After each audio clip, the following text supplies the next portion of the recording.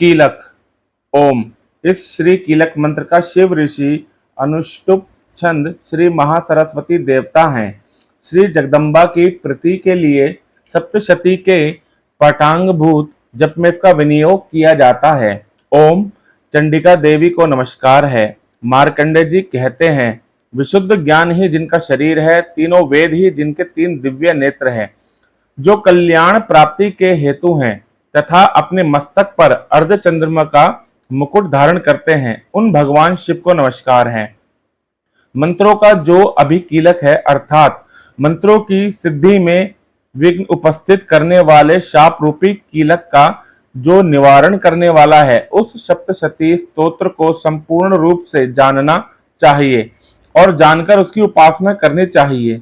यद्यपि सप्तशती के अतिरिक्त अन्य मंत्रों के जप में भी जो निरंतर लगा रहता है, वह भी कल्याण का भागी होता है। उसके भी उच्चाटन आदि कर्म सिद्ध होते हैं तथा उसे भी समस्त दुर्लभ वस्तुओं की प्राप्ति हो जाती है। तथापि जो अन्य मंत्रों का जाप ना करके केवल इस सप्तशती नामक स्तोत्र से ही देवी की स्तुति करते हैं, उन्हें स्तुति मात्र से ही सच्चिदानंद स्वरूपिणी देवी सिद्ध हो जाती है। उन्हें अपने कार्य की सिद्धि के लिए मंत्र, औषधि तथा अन्य किसी साधन के उपयोग की आवश्यकता नहीं रहती। बिना जप के ही उनके उच्चाटन आदि समस्त अभिचारिक कर्म सिद्ध हो जाते हैं। इतना ही नहीं, उनकी संपूर्ण अभिष्ट वस्तुएं भी सिद्ध होती हैं। लोगों के मन में यह शंका थी कि जब केवल सप्तशती की उपासना से अथवा सप्तशती को छोड़कर अन्य मंत्रों की उपासना से भी समान रूप से सब कार्य सिद्ध होते हैं, तब इनमें श्रेष्ठ कौन सा साधन है।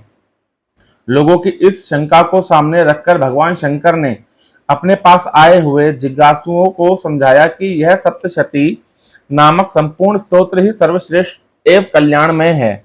तदंतर भगवती चंडिका के सप्तशती नामक स्तोत्र को महादेव जी ने गुप्त कर दिया।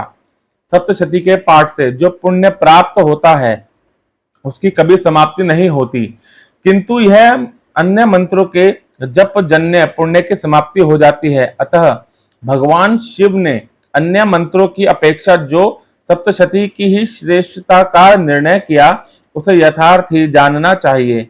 अन्य मंत्रों का जप करने वाला पुरुष भी यदि सप्तशती के स्तोत्र और जप का अनुष्ठान कर ले, तो वह भी पूर्ण रूप से ही कल्याण का भागी होता है। इसमें तनिक भी संदेह नहीं है। जो साधक कृष्ण पक्ष की चतुर्दशी अथवा अष्टमी को एकाग्रचित्त होकर भगवती की सेवा में अपना सर्वस्व समर्पित कर देता है और फिर उसे प्रसाद रूप से ग्रहण करता है, उसी पर भगवती प्रसन्न होती है, अन्यथा उसकी प्रसन्नता नहीं प्राप्त होती। इस प्रकार सिद्धि के प्रतिबंधक रूप कील के द्वारा महादेव जी ने इस स्तोत्र को कीलित कर रखा है। जो पूर्वोक्त रीति से निष्कीलीन करके इस सप्तशती स्तोत्र का प्रतिदिन स्पष्ट उच्चारण पूर्वक पाठ करता है, वह मनुष्य सिद्ध हो जाता है, वही देवी का पार्षद होता है और वही गंधर्व भी होता है। सर्वत्र विचरते रहने पर भी इस संसार में उसे कहीं भी भय नहीं होता।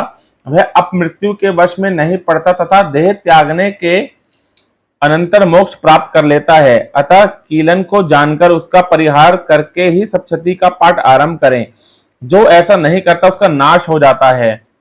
इसलिए कीलक और निशिकीलान का ज्ञान प्राप्त करने पर ही यह स्तोत्र निर्दोष होता है और विद्वान पुरुष इस निर्दोष स्तोत्र ही पाठ आरंभ करते हैं।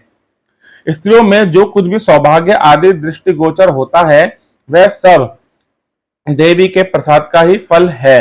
अतः इस कल्याण में स्तोत्र सदा जप करना चाहिए। इस स्तोत्र का मंद स्वर से पाठ करने पर स्वल्प फल की प्राप्ति होती है और उच्च स्वर से पाठ करने पर पूर्ण फल की सिद्धि होती है। अतः उच्च स्वर से ही इसका पाठ आरंभ करना चाहिए।